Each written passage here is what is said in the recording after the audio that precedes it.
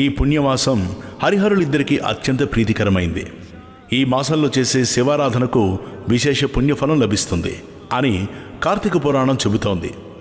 కార్తీక పురాణాన్ని కార్తీక మాసంలో పారాయణం చేయాలి. అయితే కార్తీక పురాణం 30 అధ్యాయాలు ఉన్నాయి. వీటిని శాస్త్రపరంగా పఠించడం వల్ల మనకు గొప్ప శక్తి వస్తుందని స్కంద పురాణ అంతర్గతంగా ఉన్న కార్తీక పురాణం వివరిస్తోంది. అయితే 30 రోజుల పాటు రోజుకొక అధ్యాయం చొప్పున పారాయణం చేయాలి. కార్తీక మాసం శుద్ధపాడ్యమున పారాయణం మొదలుపెట్టాలి. ఆ పారాయణం గురించి ఇప్పుడు తెలుసుకుందాం.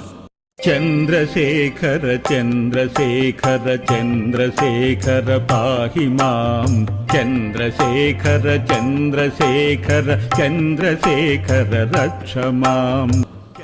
సూత మహర్షి బహుభాషా కోవిదుడు, వేదాంగ విజ్ఞాన ఖని. పురాణ ఇతిహాసములను క్షుణ్ణంగా